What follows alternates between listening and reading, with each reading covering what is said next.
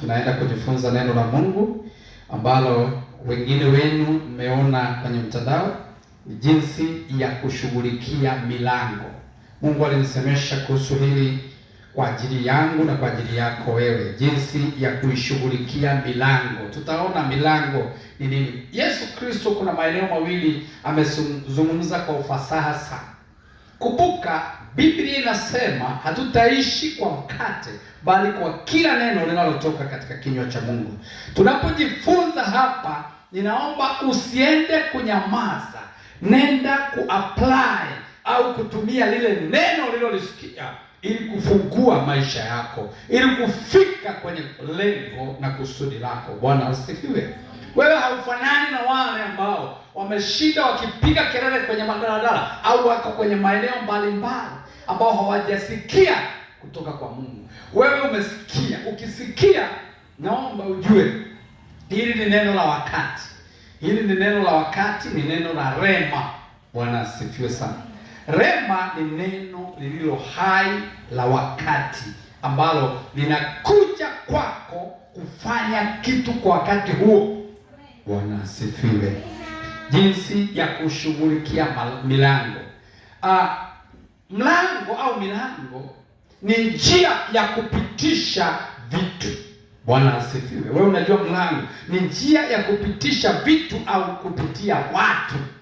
Mlango una mambo aina mbili, aidha kuingiza kitu au kutoa kitu. Bwana asifiwe. Kwenye mlango kunapitia vitu vingi, hata katika nyumba zetu. Wakati mwingine makochi, unakuta chumba hakina chochote wakati unapanga au wakati umejenga, unaingiza vitu. Bwana asifiwe sana. Lakini pia kuna vitu unatoa. Naanza kusema vitu vya kawaida katika ulimwengu wa kawaida, kwa sababu Mungu aliniambia ukweli ni sambamba. Kama ilivyo katika dunia, katika mambo ya kweli, ndivyo ilivyo katika ulimwengu wa roho, kama tutakavyoona. Kuna vitu ambavyo havitakikani ndani, unavitoa. Kuna kipindi cha kutoa. Kuna vitu vinatolewa, vinachomwa, vingine vinapelekwa katika shimo la taka. Kuna vitu vinatolewa ndani kupitia mlangoni. Bwana asifiwe. Lakini kuna vitu vinaingizwa ndani kwa ajili ya mahitaji na matumizi ya ndani. Bwana atusaidie sana. Kuna maeneo mawili nataka tuone ambapo Yesu alizungumzia kuhusu mlango na milango pia. Na nataka tuone hapo, tunapoangalia hili neno tutaelewa na tutajua. Halafu tutaona kisa kimoja ambacho kinagusa mlango. Na kama kweli ilivyo kwa mlango au milango, ndivyo ilivyo katika ulimwengu wa roho. Kwenye ulimwengu wa roho, mlango wa kwako unaweza kuingiza vitu aina mbalimbali na unaweza kutoa vitu aina mbalimbali. Ni wewe kuamua ni kipi kiingie, ni kipi kitoke. Na wakati mwingine unafunga, kama unajua vilivyoko ndani ni salama, unafunga mlango ili kusiingie kitu kisicho sahihi katika maisha yako. Bwana asifiwe sana. Mambo ya rohoni na ya mwilini yanaendana. Ukweli ulio mwilini ni sambamba na ukweli ulio katika roho. Nataka tuone katika Mathayo 6:6, Yesu anazungumza kitu hapa kuhusu mwanadamu aliyeokoka naye mjua Mungu. Anazungumza kuhusu mlango na baadaye tutaona milango. Anasema Mathayo sura ya 6 na mstari wa 6. Biblia inasema mstari huo wa 6, bali wewe usalipo au unaposali, ingia katika chumba chako cha ndani, na ukiisha kufunga mlango wako, usali mbele za Baba yako aliye sirini, na Baba yako aonaye sirini atakujazi. Bwana asifiwe sana. Tuanza mstari wa 5 ili tuelewe. Anasema tena, msalipo msiwe kama wanafiki, kwa maana wao wapenda kusali hali wamesimama katika masinagogi na katika pembe za njia, ili waonekane na watu. Amini nawaambia, wamekwisha kupata thawabu yao. Bali wewe usalipo, ingia katika chumba chako cha ndani, na ukiisha kufunga mlango wako, usali mbele za Baba yako aliye sirini, na Baba yako anaye sirini atakujaza. Bwana asifiwe. Watu wengi hupotosha wanaposoma maeneo kama haya, na wanapotea, na wengine wanaanzisha dini za kuomba kimya kimya na kujificha kwenye mapango. Bwana asifiwe. Lakini maana yake mlango wa ndani, Yesu Kristo alikuwa anazungumzia moyo wako. Haleluya. Unajua, katika ulimwengu wa roho kuna ukweli ambao ndio halisi. Ulimwengu wa mwili hauwezi kurithi ufalme wa Mungu. Bwana asifiwe. Hapa nazungumza na kusema, unaposali uingie katika chumba chako cha ndani, maanake uanze kutafakari ndani. Haleluya, haleluya. Ujitenge na dunia, ujitenge na mambo yanayokunyanyasa, yanayokusemesha, yanayozungumza. Kumbuka, ulimwengu una maneno mengi, dunia ina kelele nyingi sana. Unajitenga na hizo kelele ndani ya nafsi yako, ndani ya moyo wako, lakini unaomba bila kujali yaliyokupata. Inawezekana umepatwa na changamoto fulani, lakini unapoingia kusali ili Mungu akutane na wewe, lazima utenganishe maisha yako ya duniani na yule unayemwabudu. Haleluya, Bwana asifiwe. Kumbuka, yeye anaitwa El Shaddai, ni mtoshelevu, ana kila kitu. Nilisema hapa, Ibrahimu alikuwa hana mtoto, lakini alipokuja kwa Bwana na kumwamini na kutoka katika Uru wa Kaldayo, alipoitwa na Mungu alimuita El Shaddai, alimuita wewe ni mtoshelevu, alimwamini. Bwana asifiwe. Kwa hiyo hapa Yesu Kristo alikuwa anazungumza, ama uingie katika chumba chako cha ndani. Haleluya. Maanake chumba cha faragha, wakati wa kuomba ili upokee, ni wakati wa kutowaza kuhusu jambo lolote lingine. Ni wakati wa kujitenga nafsi, roho na mwili wako, kujitenga na dunia na kuingia katika mawasiliano yako wewe binafsi na Mungu aliye hai. Bwana asifiwe. Maana unakuta kuna wengine, unakuta abubujika mpaka analia, amezama, ameingia, naona ukuu wa Mungu. Wakati mwingine unaweza ukaomba ukaanza kuona mambo, unaona malaika, unaona huduma, unasikia rohoni kuna kitu kinafanya kazi. Bwana asifiwe. Hapa Yesu alikuwa anataka kutenganisha watu hawa na watu wa dini. Haleluya. Watu wa dini hawasikii. Biblia inawaita wamekufa ganzi. Manake hawawezi kusikia msisimko wa bubujiko la Roho Mtakatifu ndani yao. Bwana asifiwe. Amina. Lakini Yesu anatamani tujue kabisa, wakati tunaomba Mungu tunajikana na tunaingia katika uwepo, ili tupate kumwona na tupate kushughulikia mlango. Hiyo ni njia moja ya mlango. Lakini tusome katika 16, Mathayo 16. Nataka tuone ili tuelewe mambo ya milango pia. 16 na mstari wa 18. Mathayo hiyo 16 mstari wa 18. Biblia inasema mstari wa 14, bali vitokavyo, nataka angalie 16 mstari wa 18 sawa. Nasema, nami nakuambia wewe ndiwe Petro, na juu ya mwamba huu nitalijenga kanisa langu, wala milango ya kuzimu haitalishinda. Nataka nirudie. Nami nakuambia, huyo ni Yesu anaongea na Petro. Nami nakuambia wewe ndiwe Petro, na juu ya mwamba huu nitalijenga kanisa langu, wala milango ya kuzimu haitalishinda. Bwana asifiwe. Kumbe kuna milango ya kuzimu.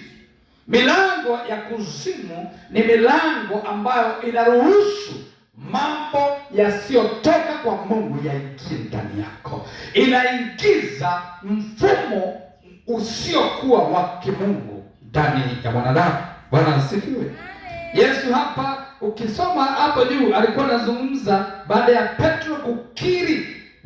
Tunaona hapo sura hiyo ya 16, tuone hapo.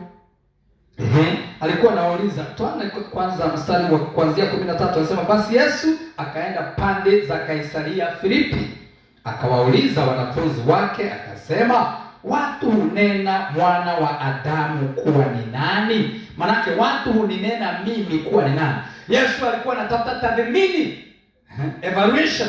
Anasema mstari wa 14, wakasema wengine hunena Yohana Mbatizaji, wengine Elia, wengine Yeremia au mmojawapo wa manabii. Bwana asifiwe. Tuone mpaka hapo kwanza. Unaona tathmini ya watu walio nje, watu wasiomjua Yesu kwa kweli na uhalisia, wana majina yao wanayomuita kulingana na kile wanachoelewa katika neno la Mungu. Bwana asifiwe. Wengine wanamuita Elia, ambaye wakati mmoja Elia alimkimbia Yezebeli, pamoja na kwamba alifanya mambo makubwa. Bwana asifiwe. Wengine wanasema ni Yeremia, ambaye aliishi akiwa nabii nzuri, lakini hatimaye akafa. Yesu akasikiliza. Na wengine wanamuita nabii mwingine, manabii waliokuwepo Agano la Kale ambao walikuja na wakaondoka, walikuwa na mapungufu ya kibinadamu. Bwana asifiwe. Lakini mstari unaofuata sikiliza. Haleluya. Bwana asifiwe sana. Mstari wa 15, akawaambia, nanyi mwaninena mimi kuwa ni nani? Akasema sawa, watu wanasema A, B, C, D. Wengine wanasema Yohana Mbatizaji, ambaye tunajua alikatwa kichwa, mwisho wake alikatwa kichwa akafa. Wengine wanasema Yesu ni Yohana, kwa hivyo atakatwa kichwa tu. Bwana akusaidie sana, na hata fufuka. Sasa akauliza, na nyinyi je, mnanisema kuwa mimi ni nani? Anauliza wanafunzi wake. Mstari wa 16, Simon Petro akajibu akasema, wewe ndiwe Kristo mwana wa Mungu aliye hai. Neno Kristo maana yake ni mtiwa mafuta. Haleluya. Aliye hai. Haleluya. Wewe ndiwe Kristo. Petro akaelewa. Aliposema hivyo, Yesu akamjibu akamwambia, heri wewe Simon Bar-Yona, kwa kuwa mwili na damu havikufunulia hili, bali Baba yangu aliye mbinguni. Asema, nami nakwambia, mahali tuliposoma, wewe ndiwe Petro, na juu ya mwamba huu nitalijenga kanisa langu, wala milango ya kuzimu haitalishinda. Bwana asifiwe. Ili ushughulikie milango, lazima mjue Yesu ni nani. Lazima utambue kwa uhalisia, kwa udhabiti, kwa ukweli Yesu Kristo ni nani kwako. Haleluya. Bwana asifiwe. Ni nani kwako? Je, ni kama mganga yule? Ni kama shangazi yule? Ni kama yule mtu mkubwa anakuja na gari kubwa kwako nyumbani? Bwana atusaidie. Au yeye hafananishwi, ametukuka juu ya falme zote, yeye ni Alfa na Omega kwako? Haleluya. Amen. Unapotambua Yesu Kristo ni nani, ndio unaanza kushughulikia milango. Haleluya. Amina. Hapo ndipo Petro akaambiwa kanisa litajengwa juu yake na milango ya kuzimu haitalishinda. Haleluya. Amina. Bwana asifiwe sana. Kama unatamani milango ya giza ya kuzimu isishindane na wewe, isiweze kukushinda, lazima umtambue Mungu ni nani kwanza. Bwana atusaidie sana. Baada ya hayo nataka niseme mambo kadhaa hapa. Haleluya. Amen. Milango katika tamaduni za Kiyahudi za zamani ilikuwa ni mahali pa mamlaka, maamuzi na nguvu za utawala. Bwana atusaidie. Amen. Ilikuwa na sehemu tatu katika desturi za Kiyahudi.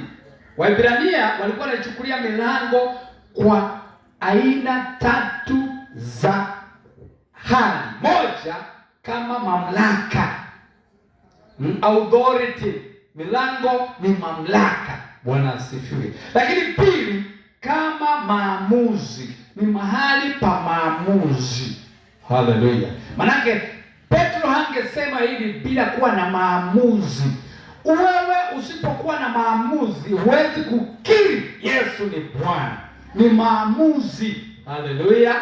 Yule anayeelewa kule na kufanya vyovyote hana maamuzi, ndio maana yuko huko. Bwana asifiwe. Lakini jambo la tatu ambalo lilikuwa linadhibitika, wanachukulia milango kama nguvu za utawala. Bwana asifiwe. Mambo haya matatu, na milango ni sehemu kama tulivyosikia ya kupitisha nguvu za utawala wa mwanadamu.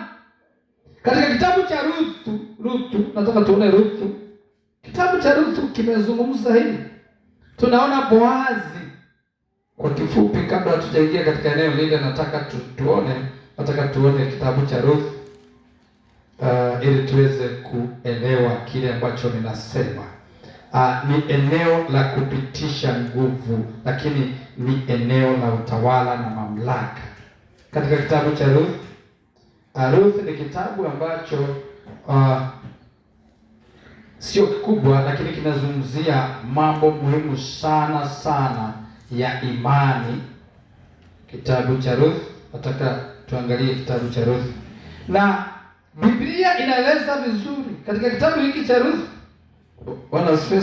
Sura ya 4, nataka tuangalie kitabu cha Ruth sura ya 4 ya Ruth.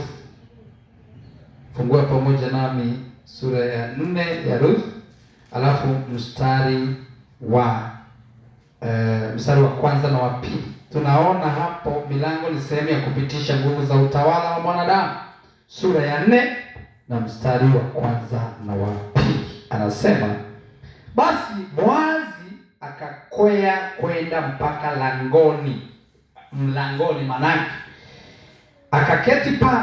Na tazama, yule mtu wa jamaa aliyekuwa karibu, ambaye Boazi amenena, akapita kwenye mlango, naye akamuita, haya wewe, karibu uketi hapa. Naye akaja akaketi. Mstari wa pili, kisha akatoa watu 10 miongoni mwa wazee wa mji, akawaambia, ninyi nanyi ketini hapa. Wakaketi. Bwana asifiwe. Ukiwa mlangoni ulikuwa na uwezo wa kuamuru kila mtu akatii, kwa sababu ilikuwa ni sehemu ya kupitisha mamlaka. Bwana asifiwe. Tumeona katika Agano la Kale, lakini sasa nataka tuone kisa hiki katika kitabu cha Mwanzo. Tuone sasa kisa hiki katika kitabu cha Mwanzo sura ya 19. Tuone kisa kimoja cha mtu alikuwa naye anaitwa Ruthu, sio Ruthu au Lot kwa Kiingereza. Ruthu huyu alikuwa ni ndugu yake na Ibrahimu. Na Ibrahimu alipokuwa anaondoka, Ruthu akaandamana naye. Ibrahimu aliitwa na Mungu kutoka Uru wa Wakaldayo, akatoka nyumbani kwao. Kulikuwa na utajiri mwingi, lakini walikuwa na abudu miungu. Akaamua kutii Mungu, akatoka. Biblia inasema alipokuwa anatoka, Ruthu naye mtoto wa kakake akaandamana naye. Haleluya. Bwana asifiwe.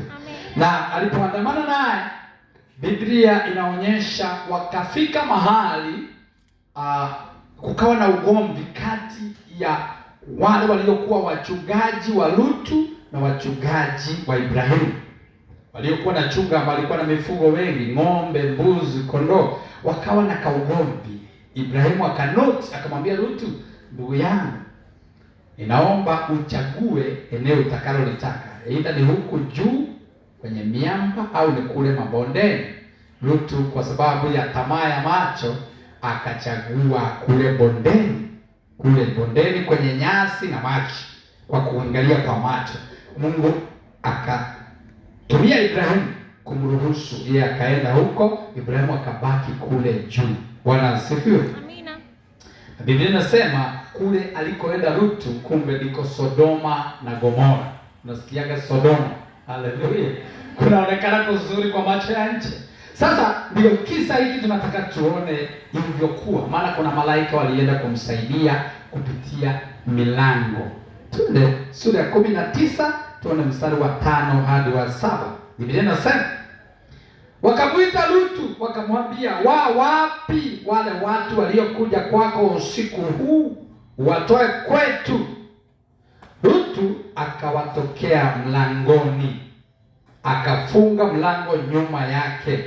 Bwana asifiwe. Kitu cha kwanza Lutu alichofanya, akafunga mlango. Unaposikia mlango, nilisema ukweli ni sambamba, kama vile mlango ulivyo wa nyumba, mlango wa moyo wake, akajitenga nao watu wa Sodoma. Bwana asifiwe. Kuna vitu tutaona huko mbele.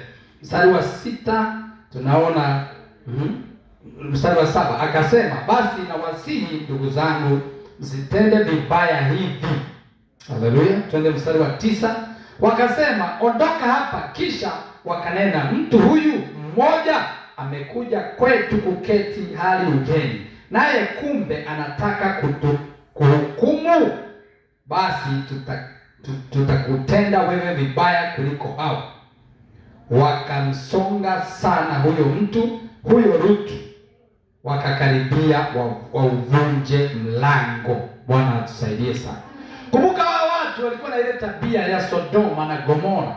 Waliona malaika wameingia, wakasikia fununo, lakini wakawa wanataka kuwadhuru wale malaika wa Mungu. Haleluya. Sasa Lutu alipotoka na kufunga mlango, baadaye tutaona ilivyotendeka. Wakaanza kuongea kinyume na Lutu, kwamba huyu mtu ni mgeni, alitoka hatujui wapi, akaja huku na mifugo wake, tumtende mabaya. Bwana asifiwe. Mungu anaheshimu sana mtu ambaye ni mgeni katika eneo, katika mambo ya rohoni. Bwana asifiwe. Wewe una Mungu, lakini eneo lile halikuwa na Mungu. Una mamlaka ya kulitabiria lile eneo, una mamlaka ya kulikomboa lile eneo. Hauwezi ukaingiwa, haleluya, ukaingiwa na maroho hayo usipotaka wewe. Una uwezo wa kufunga mlango kirahisi. Bwana asifiwe. Amina. Nataka tuone mstari hadi wa 11. Mstari wa 9 tumeona, haleluya, tumeona mstari huo wa 19. Tazama mstari, sura hiyo ya 19 tumeona mstari wa 9 hadi tukaona mstari huo, tuko mstari wa 11. Wakasema, ondoka hapa. Kisha wakanena, mtu huyu mmoja amekuja kwetu kuketi hapa ugenini, naye kumbe anataka kutuhukumu. Basi tutakutenda wewe vibaya kuliko hao. Wakamsonga mtu huyu Lutu, wakakaribia kuwavunje mlango. Bwana asifiwe. Mstari wa 10. Lakini wale malaika wakanyosha mikono yao, wakamuingiza Lutu kwao nyumbani, wakaufunga mlango. Haleluya. Kumbuka ile nyumba tunajua ilikuwa ya Lutu, lakini wasikia wakamuingiza kwao nyumbani. Mungu alikuwa ananiambia kwao nyumbani, ni katika ushirika wao na Mungu. Kumbuka ni malaika, wao wametoka mbinguni, wamesheheni upako na nguvu za Mungu, wakamuingiza kwenye zile nguvu za Mungu. Bwana asifiwe. Bwana Yesu asifiwe. Mungu hutengeneza mlango wa kukuingiza kwenye nguvu zake, ili akulinde dhidi ya hila za adui, wasipate kuingia kwenye milango yako. Bwana tusaidie sana.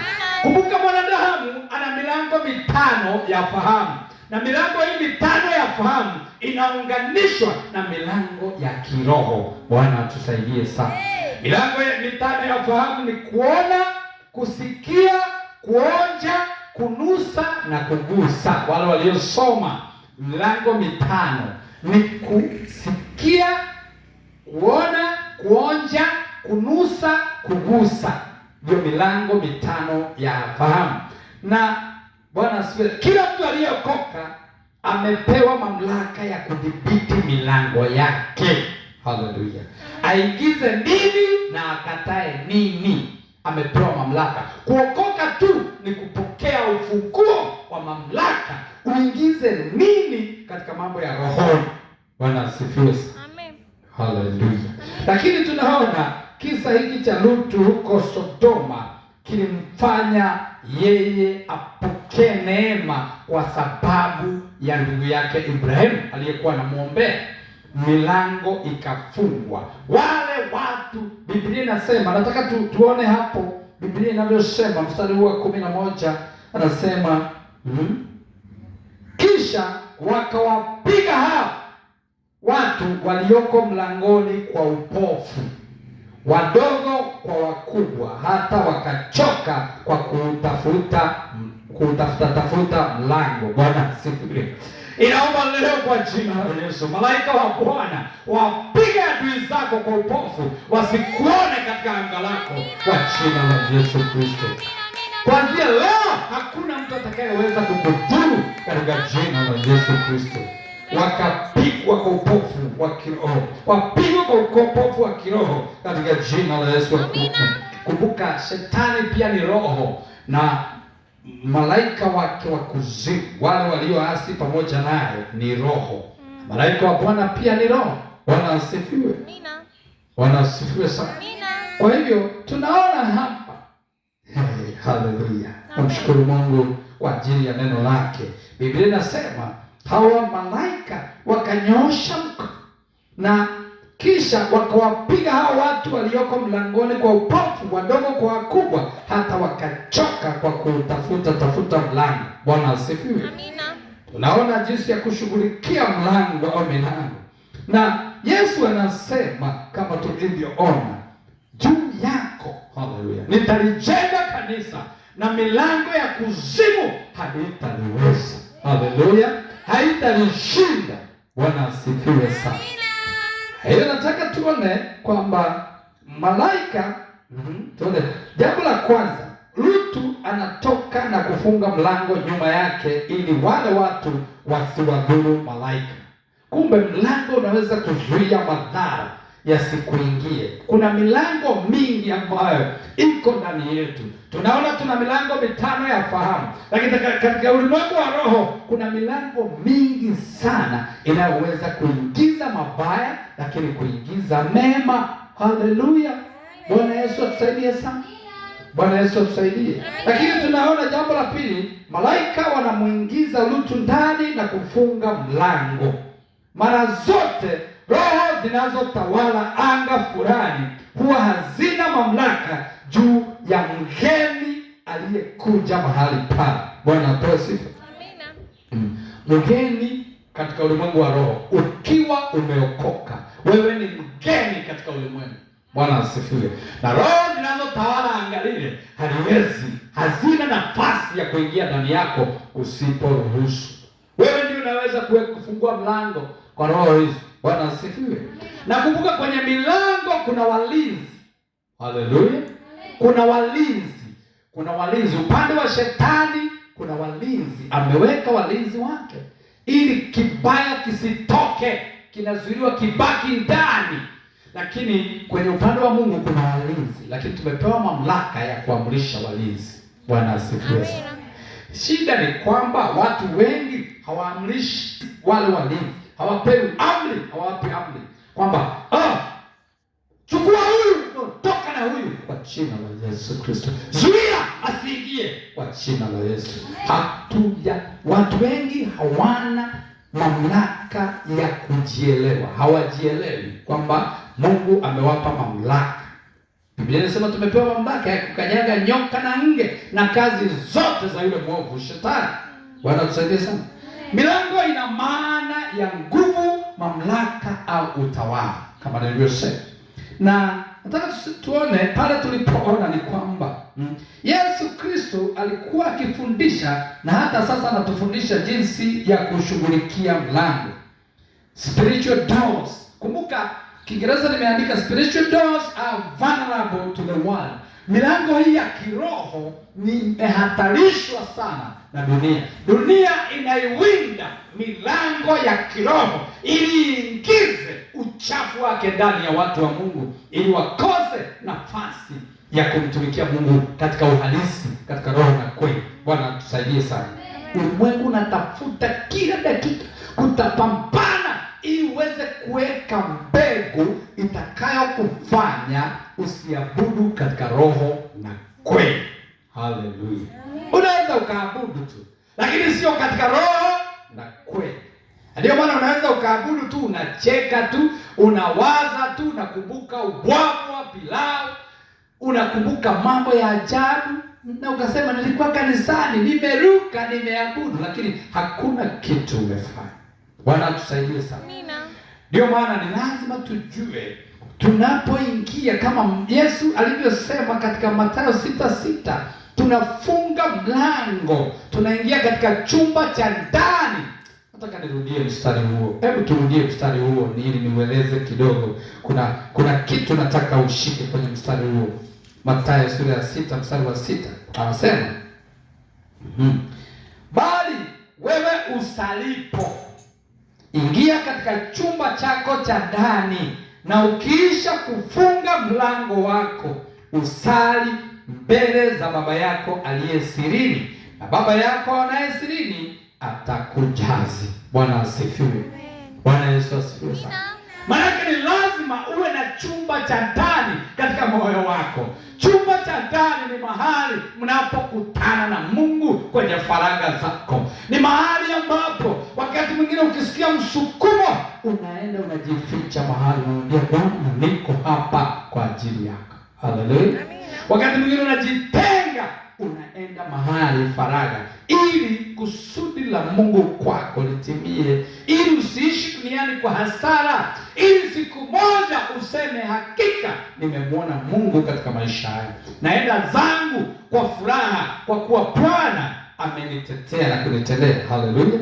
Kama jinsi nilivyosema tulivyokuwa mlimani, ni kujitenga. Bwana asifiwe. Ni kusukumwa. Hakuna mtu aliyeniambia nenda. Hapana, Mungu alinisemesha. Haleluya. Amina. Bwana asifiwe.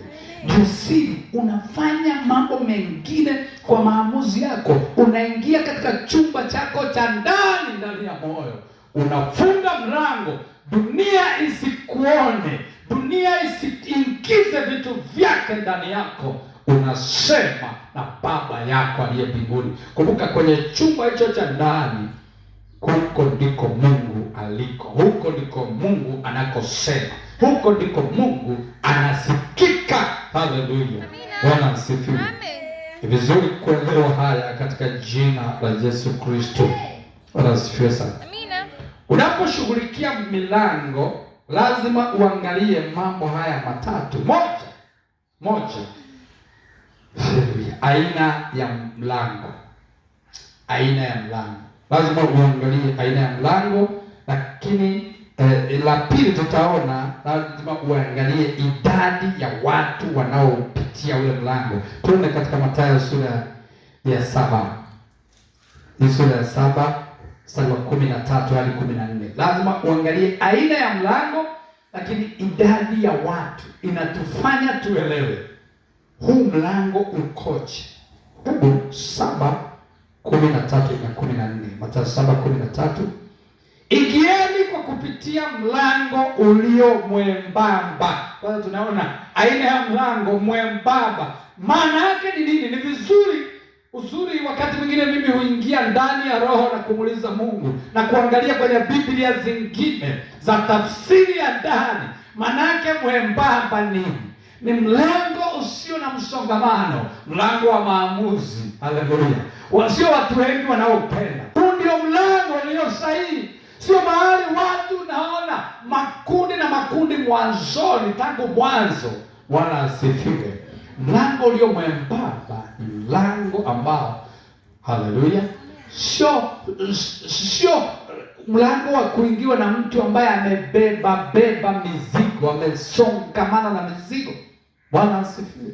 Yesu anasema, leteni kwangu niwapumzishe. Mizigo ya dhambi, mizigo ya mawazo, hirizi na mambo ya kidunia hayawezi kuingia katika nyumba ya Mungu na yakadumu. Haleluya.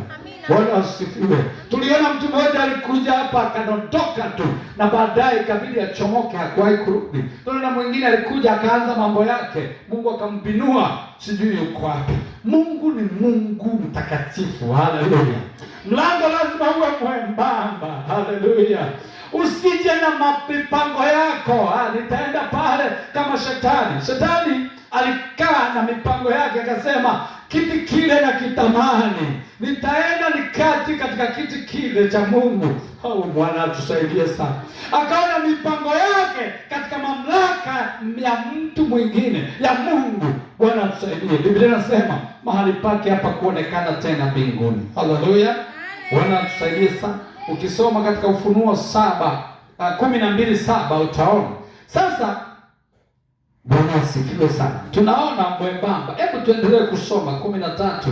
Sema, ingieni kwa kupitia mlango ulio mwembamba, maana mlango ni mpana na njia ni pana iendayo upotevuni, nao ni wengi waingiao kwa mlango huo.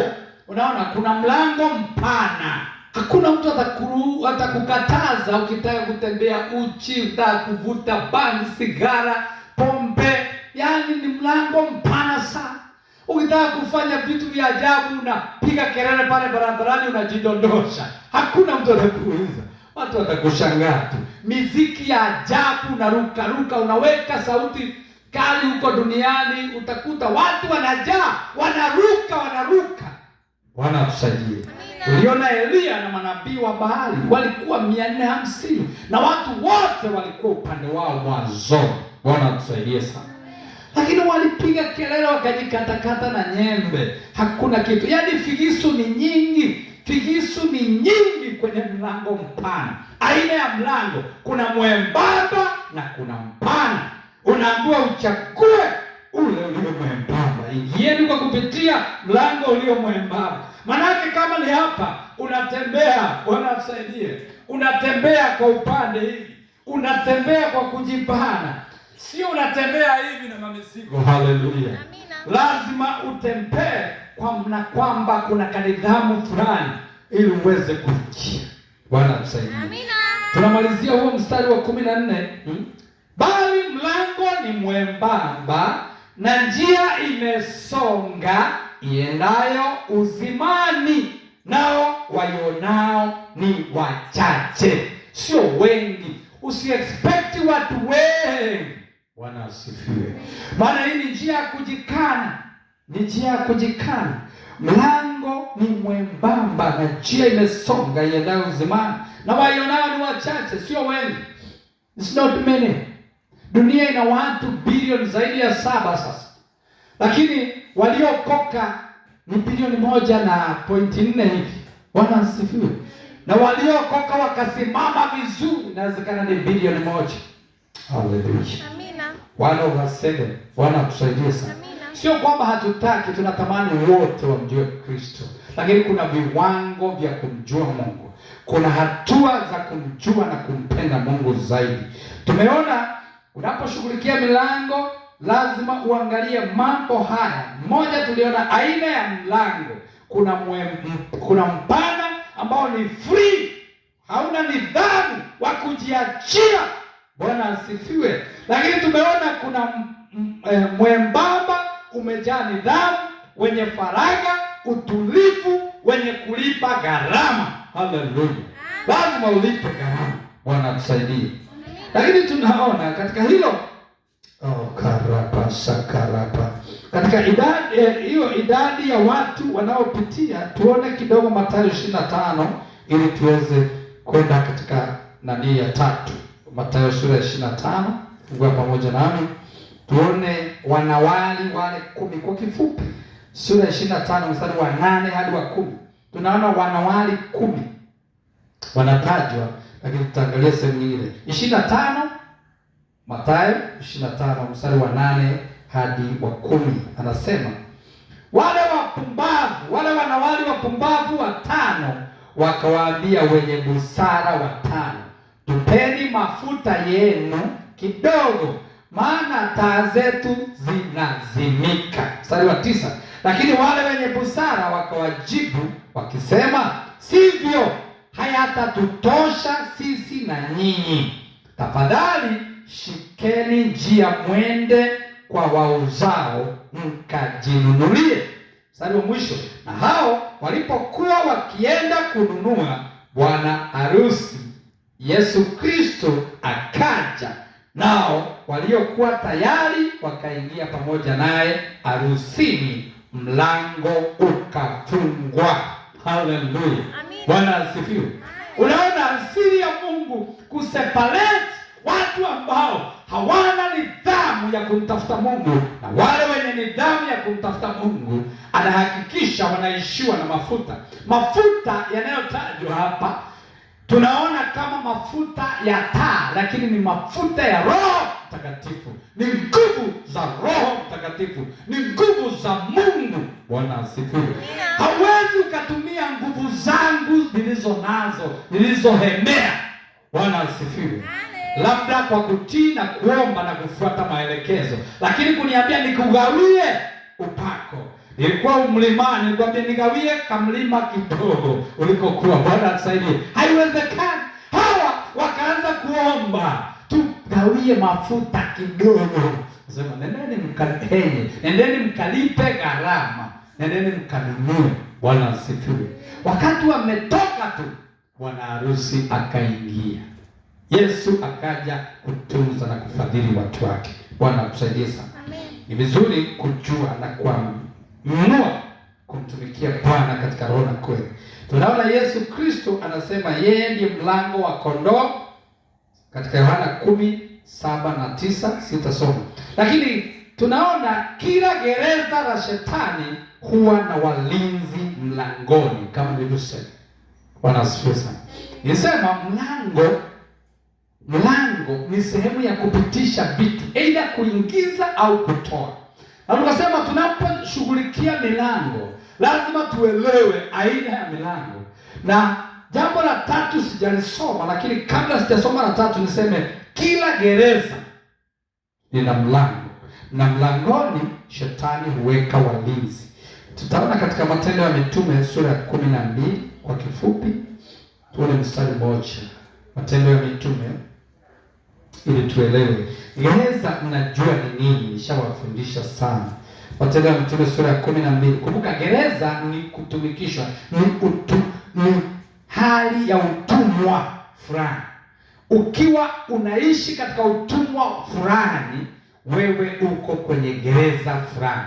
Kwa mfano utumwa wa dhambi. Bwana asifiwe. Kama ni uzinzi, huo ni utumwa, hiyo ni gereza. Na kuna walinzi, lazima ujue kwenye mlango. Sio rahisi kutoa. Haleluya. Hiyo roho. Maana kuna walinzi. Nataka tuone Matendo ya Mitume 12 mstari wa 10, mstari mmoja tu. Mstari wa 10. Na walipopita lindo la kwanza na la pili, wakaja hata mlango wa chuma wa kuingilia mji, ukawafungukia wenyewe. Wakatoka nje, wakapita katika njia moja, mara malaika akamwacha. Huyu ni Petro. Unaona? Bwana asifiwe. Mstari ule wa 5. Basi Petro akalindwa gerezani, nalo kanisa likamwomba Mungu kwa juhudi kwa ajili yake. Hapa kulikuwa na walinzi, na Biblia inasema hata wakati Herode alipotaka kumtoa usiku ule Petro alikuwa analala katikati ya askari wawili wamefungwa minyororo miwili. Walinzi mbele ya mlango wakailinda gereza. Manake katika kila kifungo kuna walinzi mbele ya gereza. Haleluya. Ni vizuri kuelewa hivyo. Kwa hivyo kama kuna roho inayokunyanyasa, wakati mwingine inahitaji dhabihu kubwa, dhabihu ya kufunga na kuomba, dhabihu ya kujikana, ili walinzi wale waachie malaika aje. Malaika alipokuja kwenye gereza, wale walinzi hawakumwona Petro akitoka, milango ilikuwa inaachia yenyewe. Kama ina komeo linakatika taratibu, Petro anatoka. Haleluya. Amina. Bwana asifiwe. Amina.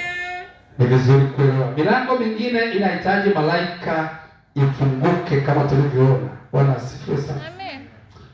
Jambo la tatu, unaposhughulikia mlango lazima uangalie jambo la tatu. Tumeona aina ya mlango na idadi ya watu wanaopita. Tumeona ni wengi wanaopita kwenye mlango mpana. Lakini jambo la tatu, upinzani kwenye mlango. Lazima uangalie upinzani. Kiwango cha upinzani ndio kiwango cha nguvu unazotakiwa kutumia. Haleluya. Na nguvu zako lazima ziwe nyingi. Biblia inasema wezi kabisa ukaingia ndani ya nyumba ya mtu usipomfunga kwanza. Maana kama huna nguvu ya kumfunga huwezi ukaingia. Sasa hapa anazungumza kuhusu upinzani. Wakorinto wa kwanza sura ya 16 na mstari wa 9. Sura ya 16 mstari wa 9, Biblia inasemaje? Nasema, haleluya, kwa maana nimefunguliwa mlango mkubwa wa kufaa sana. Huyu ni Paulo mtume, na wako wengi wanipingao. Paulo anasema kuna upinzani mkubwa. Haleluya. Usipoangalia upinzani na kutambua, unaweza kukubaliana nao. Kuna watu wengi wametolewa kwenye leli na watu tu. Mtu anakuja kama rafiki, unataka kwenda kanisani, kuna kitu kimetokea bwana, kuna fursa mahali, twende. Una hela fulani umekusanya kwa mwezi mzima, kuna kitu mtandaoni, ukiweka inazaa mara 3, unaiweka inatafunwa yote, unaanza kulia. Bwana asifiwe. Huo ndio upinzani. Ni vizuri kusikiliza katika ulimwengu wa roho. Usifanye mambo katika mwili, anza rohoni. Kila kitu huanza rohoni, kiwe kizuri au kibaya, huanza katika ulimwengu wa roho. Bwana asifiwe. Upinzani. Haleluya. Kumbuka kuna mlango wa imani katika Matendo 14 mstari wa 27. Unaweza ukaandika, lakini kuna mlango wa kutokea. Biblia inasema katika kila jaribu kuna mlango wa kutokea. Hebu tuone katika Korinto hiyo wa kwanza sura ya 10 mstari wa 13. Sura ya 10 mstari wa 13. Biblia inasema kwa kifupi hapa, anasema jaribu halikuwapata ninyi isipokuwa lililo kawaida ya wanadamu, ila Mungu ni mwaminifu, ambaye hata waacha mjaribiwe kupita mwezavyo, lakini pamoja na lile jaribu atafanya na mlango wa kutokea ili muweze kustahimili. Bwana asifiwe. Ni vizuri unaangalia mlango wa kutokea. Bwana asifiwe. Unaposhughulikia milango, jambo la 4, unaangalia mlango wa kutokea. Na mlango wa kutokea uko katika neno la Mungu. Mlango wa kutokea uko katika uvumilivu wako kwenye lile jaribu. Bwana asifiwe. Saburi ni mlango wa kutokea. Bwana asifiwe sana. Tunapokuja kuhitimisha, haleluya, ili Mungu atufungulie mlango, lazima tuwe na mambo haya mawili kwa upande. Lazima moja, tulitunze neno la Mungu na kutolikana jina la Mungu. Tulitunze neno la Mungu ndani yetu. Najua neno ni mtaji, ndio mtaji mkuu wa kutusaidia mahali ambapo hatuwezi. Tulitunze neno la Mungu na kutolikana jina lake. Katika kitabu cha Ufunuo wa Yohana tuone mstari mmoja. Ufunuo wa Yohana sura ya 3 mstari wa 20. Anazungumza hapa mtumishi wa Mungu Yohana, mstari wa 20 anasema, haleluya, tazama nasimama mlangoni na bisha, mtu akisikia sauti yangu na kufungua mlango, nitaingia kwake, nami nitakula pamoja naye na yeye pamoja nami. Haleluya. Sio rahisi kusikia sauti kama uko kwenye mfumo wa ulimwengu wenye kelele nyingi. Mfumo wa ulimwengu umejaa kelele. Ni vizuri kujiungamanisha na mfumo wa kibingu wakati wote. Kwenye kazi zako unapofanya, anza na maombi. Unapofanya, endelea kuwa na ibada moyoni, na shetani hatapata nafasi. Bwana asifiwe. Yaani shetani anatafuta tu umpe nafasi. Biblia inamuonyesha Yusufu na mke wa Potifa. Yule mama amebaki na kijana, anajaribu kumsumbua hivyo. Kijana akakimbia akasema, nifanyeje uovu kama huu nimkose Mungu? Haleluya. Nifanyeje uovu huu nimkose Mungu? Akakimbia mbele zake. Hakujali alipowekwa gerezani, kumbe ndio hatua ya kupeleka ikulu. Haleluya. Bwana asifiwe. Ni vizuri kujua Mungu ni ndio na amina, hafananishi na wanadamu. Kwa hivyo lazima kwanza tulitunze neno la Mungu moyoni. na kutolikana jina lake. Haleluya. Amen. Bwana asifiwe. Kwa sababu ya vitu ati niletoa milioni 100 hapa. Niambiwe hizi milioni 100 twende tufanya ufisadi. Nipe 10,000 nikupe milioni 100 nikuingize pale. Hapana. Bwana asifiwe. Amen. Watu wanaambiwa hivyo, Freemason. Kuna mmoja nimeona analia, anasema nilitoa lakini sijaona. Bwana atusaidie sana. Watu wanapotea kwa kosa maarifa. Katika Isaya 45 tunahitimisha. Naomba Isaya 45 kwa kifupi, mstari wa kwanza na wa pili. Isaya 45 mstari wa kwanza na wa pili. Mstari wa kwanza na wa pili. Lazima tujikane. Haya ndiyo Bwana amwambiayo Koreshi masihi wake, ambaye nimeshika mkono wake wa kuume ili kutiisha mataifa mbele yake, nami nitalegeza viuno vya wafalme ili kufungua milango mbele yake, hata malango hayatafungwa. Nitakwenda mbele yako na kupasawazisha mahali palipo paruza. Nitavivunja vipande milango ya shaba na kukatakata mapingo ya chuma. Bwana asifiwe. Tunaona hapa kuna milango shetani anaweza akafunga ili wewe usifanikiwe. Anafunga. Kuna watu wamefungwa wamefungiwa ili wasipate watoto. Ni tasa, miaka inaenda. Kuna wengine ili wasipate ajira nzuri au pesa. Bwana asifiwe. Wengine wamefungiwa asioe au kuolewa. Wengine wamefungiwa milango ili wasifanikiwe katika maeneo mbalimbali. Bwana tusaidie. Mungu anasema leo nimelegeza viuno vya wafalme wa giza. Haleluya.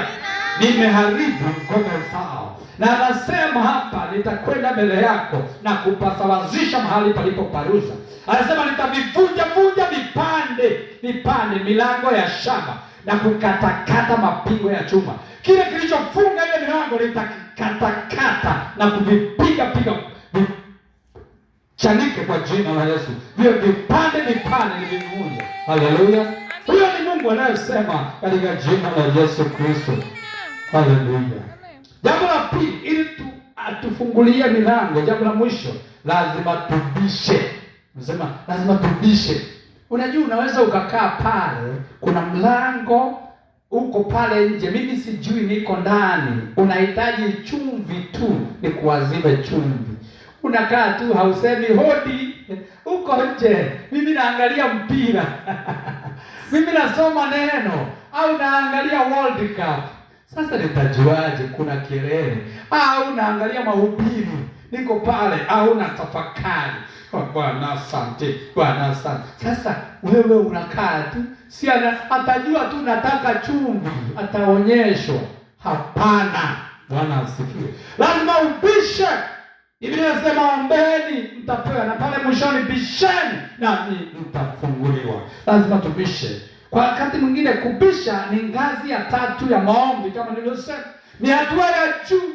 Wakati mwingine kubisha mlango kuna husisha kulipa gharama ya juu zaidi. Bwana asifiwe.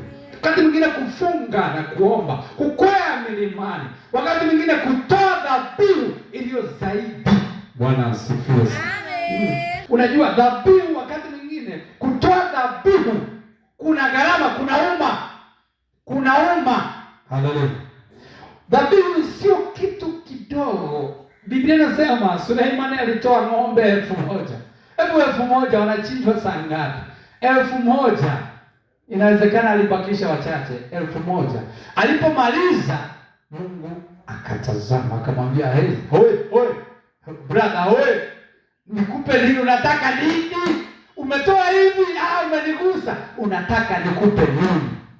Akasema, "Nataka unipe hekima niweze kuamua watu haya." Akamwambia, "Hujataka pesa, hujataka niue adui zako, hujataka nikupe utajiri, nitakupa hicho ulichoagiza, lakini nitakupa hizi zingine zote pamoja na utajiri. Hakutakuwa na mtu mwingine duniani kama wewe." Haleluya. Amina. Dhabihu ina nguvu. Inaweza kutufanya tuweze kushughulikia milango. Haleluya. Bwana asifiwe sana. Bwana Yesu asifiwe sana. Amina. Ingia katika chumba chako cha ndani. Haleluya. Nataka kwa jina la Yesu tuweze kusimama kwa miguu yetu. Haleluya.